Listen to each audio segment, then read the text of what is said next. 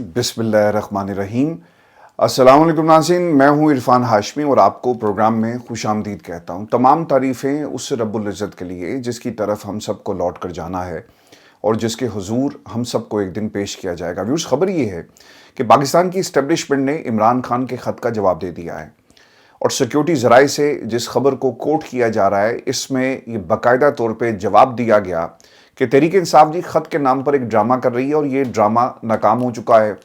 Establishment इससे पहले भी बहुत तफसील के साथ ये वाज़े कर चुकी है कि अगर पाकिस्तान तहरीक इंसाफ ने किसी भी मामले पर बात करनी है तो सियासतदान हाजिर हैं, टेबल लगा हुआ है, आप जाएं, जाकर उनसे बात करें, आपने हमारे पास नहीं आना। फिर दूसरी चीज़ जो ज़राए से कोट की गई और वो ये कहते हैं कि बानी पीटीआई, इमरान खान का नाम नहीं लिया गया, बानी पीटीआई का लफ्ज़ इस्तेमाल किया गया और फिर सज़ा याफ्ता मुजरिम की जानिब से कोई ख़त नहीं मिला और ना ही ऐसे किसी ख़त को पढ़ने की कोई ख्वाहिश है। इस्टेब्लिशमेंट को इमरान खान का ख़त पढ़ने में कोई दिलचस्पी भी नहीं है। ये 4-5 लाइनों का एक जवाब था और ये पाकिस्तान की इस्टेब्लिशमेंट की तरफ से ये जवाब दिया गया। ये बाज़ाब्ता तौर पर जवाब नहीं था, ये सोर्सेस को कोट कर कर जवाब दिया गया। पाकिस्तान में कल से ये बहस चल रही थी कि खान साहब ने ख़त लिखा है और इस ख़त को लिखने का असल मकसद क्या है। क्या तहरीक इंसाफ के वो लोग जो इमरान खान तक पाकिस्तान की इस्टेब्लिशमेंट का पैगाम पहुंचाते रहे, नतीजा नहीं निकला, इसलिए इमरान खान को एक ओपन ख़त लिखना पड़ा, या फिर ये ख़त बरह रास्त भेजा गया है आर्मी चीफ को। फिर ये भी सवाल किया गया कि वो लोग जो मुसलसल पाकिस्तान की इस्टेब्लिशमेंट से राब्ते में थे, इमरान खान और इस्टेब्लिशमेंट के दरमियान पैगाम रसानी का काम कर रहे थे, क्या वो भी नाकाम हो गए और उन्हें मुमकिन नताइज नहीं मिल सके। अच्छा, आपको ना मैं एक लम्हे के लिए यहाँ पे रोकूंगा। जब हम इस सवाल का जवाब तलाश करते हैं ना कि मुमकिन नताइज नहीं निकल सके, कोई ब्रेक थ्रू नहीं हुआ, तो इसका मतलब ये हुआ कि पाकिस्तान की इस्टेब्लिशमेंट उन्हें कह रही थी कि जो हमारी ऑफ़र है इसे कबूल करें, बनी गाला चले जाएं। इसके अलावा 2 और जगहों का हवाला दिया गया, आपको नज़रबंद कर देते हैं, पाकिस्तान की सियासत से अपने आप को माइनस कर दें, खामोश हो जाएं, तो सब कुछ ठीक हो जाएगा और ठंडी हवाएं आपको बहुत जल्दी चलती हुई नजर आएंगी। इमरान खान ने इनकार कर दिया और एक दफ़ा नहीं किया। वो सहाफ़ी जो किसी कबीले से, मखसूस कबीले से ताल्लुक़ रखते हैं, वो भी जब इमरान खान के सामने अपनी पेंसिल और कागज़ लेकर खड़े होते हैं तो उनको भी कहा जाता है कि जाओ जाकर पैगाम दे दो कि जो मुझे ऑफर्स करवाई जा रही हैं, सारी उम्र जेल में रहूँगा लेकिन तुम्हारी बात नहीं मानूंगा। तो एक तरह से ये ऑफ़र जो करवाई गई उस पर इमरान खान का एक बहुत बड़ा इनकार था। फिर खान साहब ने ऑब्वियसली, इसमें जो सबसे अहम नुक्ता ये भी है कि अगर जिस तरह से हमने पिछले कुछ अरसे में देखा कि बैकडोर राब्तों के लिए इस्टेब्लिशमेंट के साथ पाकिस्तान तहरीक इंसाफ और इमरान खान ने बाकायदा तौर पे कहा कि आप जाएं और जाकर मुज़ाकरात की बात करें। फिर लोग गए इमरान खान के पास पैगाम लेकर, उसका भी कोई नतीजा नहीं निकला और जिन लोगों को ये टास्क दिया गया वो नाकाम हुए। तो ये भी एक वजह बनी कि इमरान खान ने बराह रास्त एक ख़त लिखा और जितने भी बीच में आपको जो स्टॉप्स आ रहे थे और जिनके ज़रिए ये पैगाम रसानी हो रही थी, इमरान खान ने सबको जो है मिटा दिया और अब इमरान खान खुद से बराह रास्त पाकिस्तान की इस्टेब्लिशमेंट को जवाब दे रहे हैं। तो फिर सर वहाँ से भी यही हुआ, पहले इधर से पैगाम जा रहा था और कुछ लोगों के ज़रिए उधर से भी पैगाम आ रहा था। इमरान खान ने फिर जब बराह रास्त लेटर लिखा तो इसका सिक्योरिटी ज़राए से बराह रास्त जवाब दिया गया है। अब हमें एक चीज़ ये देखनी है कि इसमें जो अल्फाज हैं, जो कंस्ट्रक्शन ऑफ वर्ड्स और जो सेंटेंस है, अगर आप उसे गौर से पढ़ें तो आपको पता लग जाएगा कि इमरान खान का नाम सिक्योरिटी ज़राए भी नहीं ले रही और वो नहीं चाहते कि इमरान खान से किसी किस्म की जो है वो ओपन डील की जाए, उनसे बात की जाए और जो उनका पाकिस्तान के टेलीविज़न चैनल्स के ऊपर मौक़िफ़ है वही आपको इस पूरे जवाब के अंदर ये मौक़िफ़ नज़र आएगा। पाकिस्तान की इस्टेब्लिशमेंट को वो मुमकिन नताइज नहीं मिले जो वो चाहते थे। अगर आप बैरिस्टर गौहर की गुफ्तगू सुनें ना तो वो ये कहते हैं कि आर्मी चीफ को ख़त लिखा इमरान खान ने और मैंने अब तक ये ख़त पढ़ा या देखा नहीं, ये कल की बात है जी।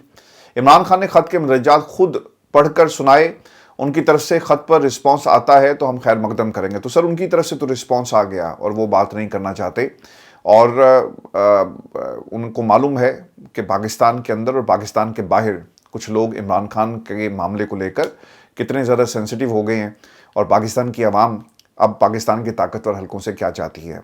अमेरिका के अंदर जो डेवलपमेंट्स कल रात मैंने आपके सामने रखी, डेरेन बेटी की एक बहुत बड़ी डेवलपमेंट थी और लोग इसे बहुत क्लोजली ऑब्जर्व कर रहे हैं। पाकिस्तान में मखसूस हलके भी इसको देख रहे हैं और चेक ये किया जा रहा है गेज किया जा रहा है कि अगर ये पैगाम गया और डैरन बेटी जो हैं, जो फॉर्मर स्पीच राइटर हैं डोनाल्ड ट्रंप की, वो किस किस्म का पैगाम जो है वो पहुंचा सकते हैं। वो शख्स जो 2 बरस पहले इमरान खान को डोनाल्ड ट्रंप के साथ कंपेयर करता है, वो शख्स जो पाकिस्तान के अंदर रजीम चेंज का ऐलान करता है कि ये किसने करवाई, अमेरिका में बैठकर, और बाइडेन सरकार के खिलाफ एक चार्जशीट पेश करता है, वो एक ऐसे ओहदे पर आ गया है जिसका काम ही ये है कि डिप्लोमेसी की जाए और अमेरिका के ताल्लुकात दूसरी कौमों के साथ, उनके शहरियों के साथ बेहतर बनाया जाए। सर ये उनका काम है।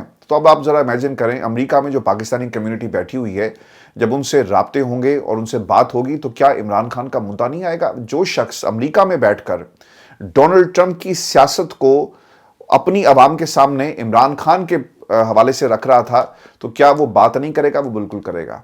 तो पाकिस्तान में ताकतवर हल्के भी जी इसके ऊपर सोच रहे हैं, देख रहे हैं, गेज किया जा रहा है, और ये अब कोई खुफिया राज नहीं है, बल्कि अब ये एक ऐसा सच है जो अब आपको इसका सामना करना पड़ेगा। अली ज़फ़र साहब से भी ये सवाल हुआ और उन्होंने फिर ये कहा कि अगर आर्मी चीफ को इमरान खान की जानिब से ख़त लिखा गया है तो फिर ये समझ लें कि ये पार्टी की पॉलिसी है, क्योंकि इमरान खान ही पार्टी है और पार्टी ही इमरान खान है। अब ये गौहर साहब ने कहा जी, उन्होंने खुद पढ़ कर मतलब जाज मुझे बताए, और फिर ये पार्टी पॉलिसी का भी जिक्र आ गया।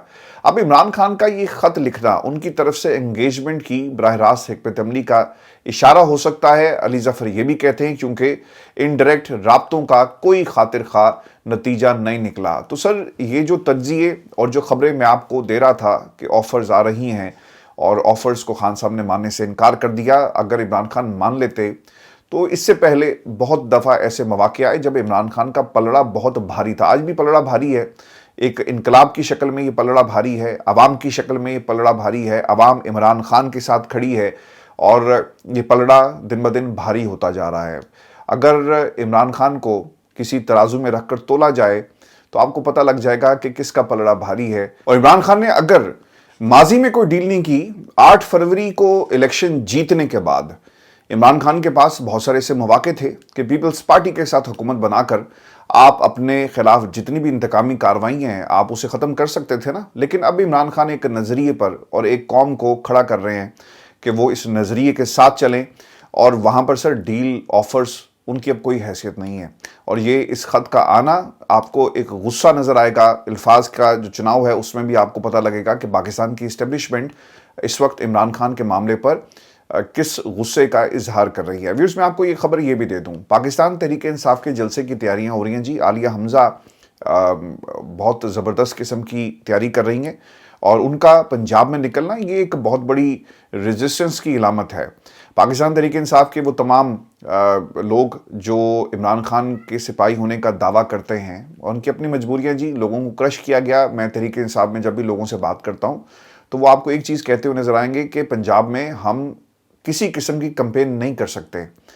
तो अगर आलिया हमज़ा निकल सकती हैं तो सर पूरा पंजाब का जो आपका MPA ये पूरी लॉट है वो निकल सकती है। कितने MPAs आकर पैगाम देते हैं, कितने MPAs ऐसे हैं जिन्होंने इमरान खान के हक़ में कोई बयान दिया, आपको सड़क पर नज़र नहीं आएगा। आलिया हमज़ा जी आ गई हैं सड़क पर, और उन्होंने 8 फरवरी की जो डकैती हुई है इस मुल्क के अंदर, इस हवाले से पाकिस्तान के अवाम के नाम ये पैगाम जारी किया कि जो डकैती है अदलिया बचाने की कोशिश है हमारी, इस डकैती से आवाम का जो मैंडेट चोरी कर कर ये लेकर चले गए हम ये वापस लेकर आएंगे। और 9 अप्रैल और 8 फरवरी को अवाम वज़ीर-ए-आज़म इमरान खान के लिए निकली, ये दोनों दिन तारीख़ में हमेशा याद रखे जाएंगे। पाकिस्तान तहरीक इंसाफ आवाम के साथ खड़ी है, और हम बार बार अवाम में निकलेंगे, बार बार इजाज़त लेंगे और बार बार एहतजाज करेंगे। अब देखिए पाकिस्तान के अंदर सर ये हुआ है कि मैंने आपको 2 रोज़ पहले बताया था कि लोगों को उठाने का सिलसिला शुरू हो चुका है पंजाब में। एक कारकुन है जी ज़ईन, उनके बारे में बताया जाता है कि उन्हें 2 दिन पहले घर से अगवा किया गया और अभी तक उनका कुछ पता नहीं चल रहा। ये पुलिस काम कैसे करती है ये मैं आपको बता देता हूँ।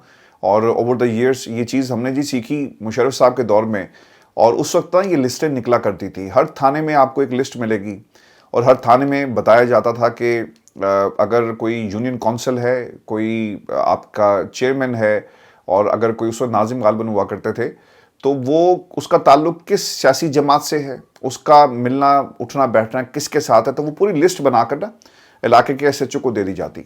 अब भी सर यही हो रहा है। हर इलाके के SHO को ये मालूम है कि पाकिस्तान तहरीक इंसाफ के लोग कहाँ कहाँ पर मौजूद हैं, اور کون سے ایسی شخصیات ہیں جو متحرک عوام کو کر سکتی ہیں؟ سر پورے پاکستان کے اندر تحریک انصاف کے آپ کو لوگ نظر آئیں گے، تو ایس ایچ اوز کم پڑ جائیں گے لیکن یہ جذبے کم نہیں پڑیں گے، اور یہ پاکستان تحریک انصاف جو ہے آپ کو اس 8 فروری کو جو انہوں نے ثوابی جلسہ اور لاہور میں احتجاج کی بات کی ہے، اب آپ کو عالیہ یہ جو حمزہ ہیں یہ آپ کو میدان میں نظر آئیں گی۔ ویورز میں آپ کو یہ بھی خبر دے دوں، 8 فروری کو پوری تیاری جو ہے وہ کی جا رہی ہے، مختلف علاقوں کے جو ذیلی تنظیمیں، پاکستان تحریک انصاف، لائرز فورم ہے، انصاف ونگ ہے، ٹیچرز ایسوسی ایشن، انصاف ڈاکٹرز ایسوسی ایشنز اور دیگر جو ذیلی تنظیمیں کے جتنے بھی عہدیدار ہیں ان کا ایک مشاورتی اجلاس اور پھر تیاریوں کا باقاعدہ طور پہ جائزہ لیا گیا۔ اب بعض لوگ یہ کہہ رہے ہیں جی کہ 8 فروری کو کوئی طوفان آئے گا۔ دیکھیں جی 8 فروری کو طوفان کا تو مجھے نہیں پتا کہ آئے گا یا نہیں آئے گا، لیکن پاکستان کے اندر انقلاب کا راستہ ہموار ہو رہا ہے۔ میں نے 2 روز پہلے بھی ایک جملہ آپ کے سامنے رکھا کہ ڈاکٹر اگلی باری تمہاری ہے، یہ شام کی دیواروں پر ایک بچے نے لکھا تھا، ایک بچہ جس کی عمر جو ہے وہ 10-12 سال تھی، اور پھر اس کے بعد ہم نے وہ تحریک شام کے اندر دیکھی جو بشار الاسد کے اقتدار پر یعنی اس کے خاتمے پر ہوتی ہے، ایک ایسی چنگاری لگی۔ تو سر کچھ بھی ہو سکتا ہے اس ملک کے اندر، انقلاب سر ایسے ہی آتے ہیں۔ کسی کو یہ معلوم نہیں تھا کہ وہ طالب علم جن کو اٹھا کر وہ لوگ لے کر چلے گئے اور 30 دن تک انہیں تشدد کا نشانہ بنایا، ان کے والدین سڑکوں پر آئیں گے اور یہ پھر احتجاج پورے ملک میں پھیل جائے گا۔ اس وقت پاکستان کے اندر وکلا برادری آپ کو تیار نظر آ رہی ہے، پاکستان کی صحافی برادری سڑک پر موجود ہے، پاکستان میں اب تو ججز بھی سڑکوں پر آ گئے ہیں سر۔ سڑکوں پر آنے سے مراد یہ ہے کہ احتجاج شروع انہوں نے بھی کر دیا ہے، خط لکھ کر احتجاج کر رہے ہیں، جو ان کا حلف جو تقاضا کرتا ہے اس طرح سے وہ احتجاج کر رہے ہیں۔ اور جوڈیشری کو آپ نے تباہ کر دیا صرف ایک شخصیت کو روکنے کے لیے۔ اب یہ اسلام آباد ہائی کورٹ کے اندر جو تبدیلیاں کی گئی ہیں یہ عمران خان کا راستہ روکنے کے لیے کی گئی، اور میں آپ کو نا جو ڈیولپمنٹس بڑی ہوئی ہیں وہاں پر میں کچھ چیزیں آپ کے ساتھ میں شیئر کر دیتا ہوں، اور آپ کو یہ بھی بتا دیں کہ ان تبدیلیوں کے بعد اسلام آباد ہائی کورٹ کے اندر اب فردر کیا ہونے جا رہا ہے۔ ورس خبر یہ ہے کہ 3 ججز آنے کے بعد انتظامی طور پر اسلام آباد ہائی کورٹ کے چیف جسٹس جی عامر فاروق صاحب نے جو تبدیلیاں کی ہیں، ان میں جسٹس محسن اختر کیانی صاحب بہت زیادہ ووکل ہیں، اور جو ان کے ساتھ ظلم ہوا، ظلم میں سر اس لیے کہہ رہا ہوں کیونکہ ایک شخص جس کی باری تھی آپ اس کو چیف جسٹس نہیں بننے دیتے، اس لیے کہ وہ آپ کے حق میں فیصلے نہیں دے گا۔ انہوں نے کچھ روز پہلے تقریر بھی کی کہ 26ویں آئینی ترمیم ہمارے راستے کی سب سے بڑی رکاوٹ ہے، لیکن ہم اپنا راستہ ضرور بنائیں گے اور نظام کے اندر رہتے ہوئے نظام سے لڑیں گے۔ جسٹس محسن اختر کیانی کو ہٹا کر جسٹس سرفراز ڈوگر کو اے ٹی سی اور احتساب عدالتوں کا انتظامی جج تعینات کر دیا گیا ہے۔ اب اس کی وجہ کیا بنی؟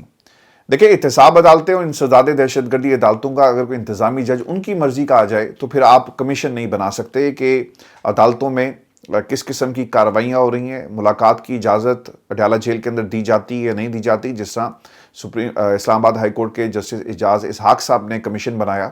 اب یہ کام ان کے پاس ہے۔ احتساب عدالت کا جب بھی عمران خان کا کیس چلے گا تو وہاں پر ان کی مرضی سے کس نے جانا ہے کس نے نہیں جانا، کوئی شکایت لے کر جائے گا وہ بھی اس کو دیکھیں گے، اور یہ ڈوگر صاحب جو آئے ہیں اب تو لگ یہی رہا ہے نا کہ ان کو لانے کا بنیادی مقصد بھی یہی تھا۔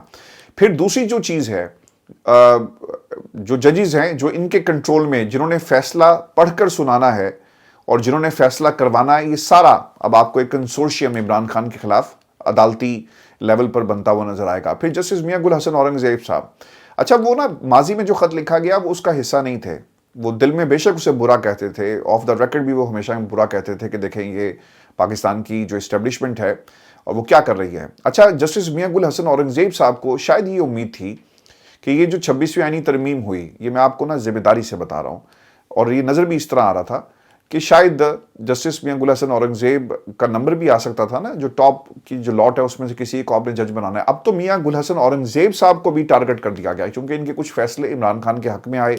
بشرا بی بی کے حوالے سے جو انہوں نے الفاظ استعمال کیے کہ اگر بیوی، جو ایک غلط تاثر ہے کہ بیوی کی جائیداد بیوی کی ہے، اس کی جو پراپرٹی وہ اس کی کنسیڈر ہوگی، اس کا خاوند کی جائیداد سے کوئی تعلق نہیں ہے، لیکن یہاں پر اس کیس کا جو رخ بدلا وہ جسٹس میاں گل حسن اورنگزیب نے بدلا۔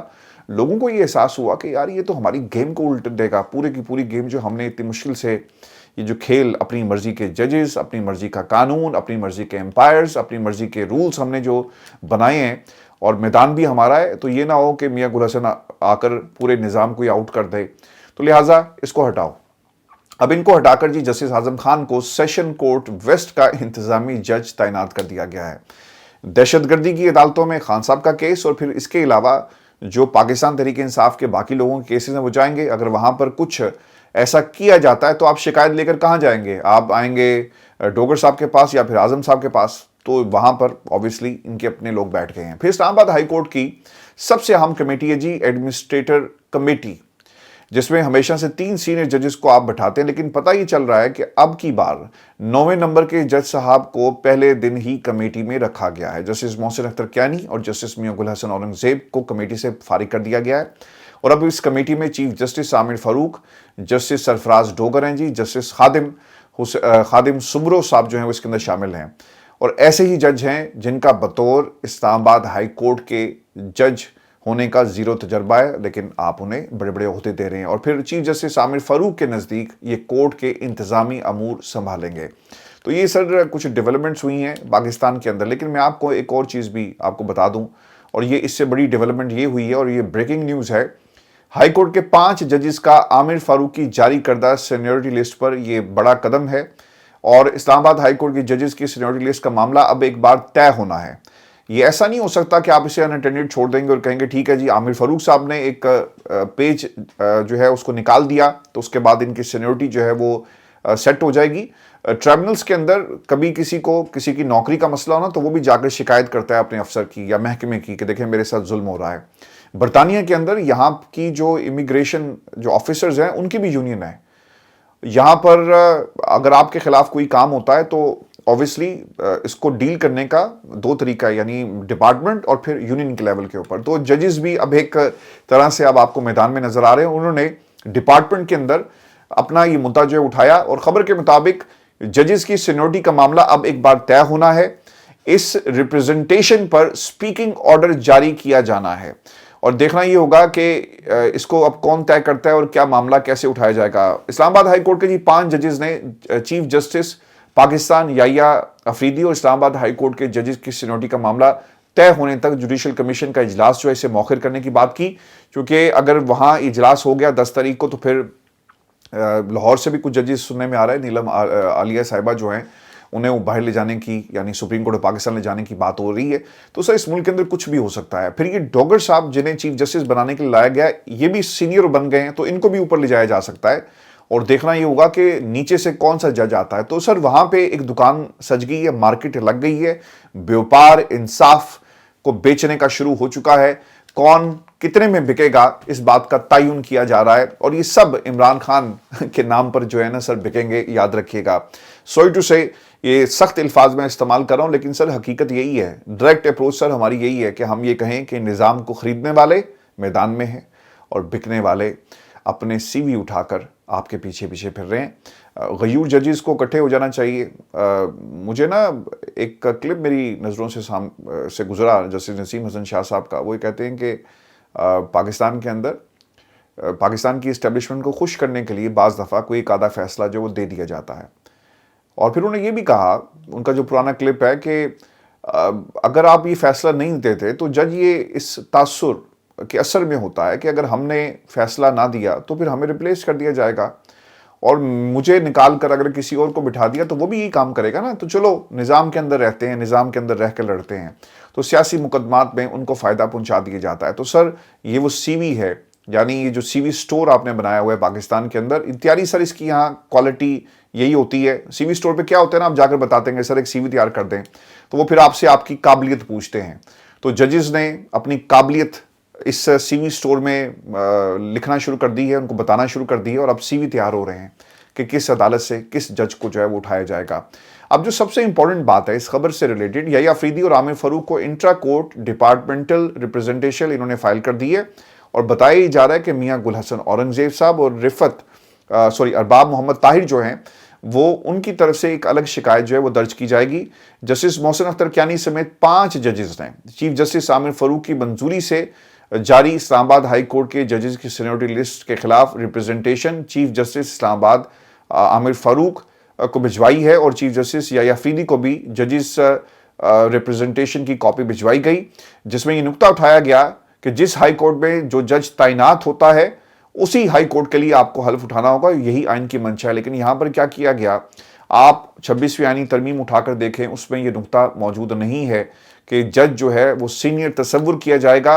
आप इस्लामाबाद हाई कोर्ट में आए, आपको दोबारा हल्फ उठाना है, लेकिन यहाँ पर इस चीज़ को ओवरलुक करके आपने एक जज की सीनियरिटी लिस्ट जो है वो जारी कर दी है। व्यूअर्स, इमरान खान और बुशरा बीबी की इद्दत केस में बरीयत के खिलाफ अपील नए बेंच की तश्कील के लिए वापस भेजने का तहरीरी हुक्मनामा जारी किया गया है और इस्लामाबाद हाई कोर्ट के जस्टिस आजम खान ने अपील की फाइल वापस भिजवाते हुए लिखा कि मैं बतौर डिस्ट्रिक्ट एंड सेशन जज ये केस सुन चुका हूं। मुनासिब यही है कि ये बेंच इस अपील पर समाअत ना करे, और इमरान खान के वकला ने जस्टिस आजम के केस सुनने पर एतराज़ जब उठाया था।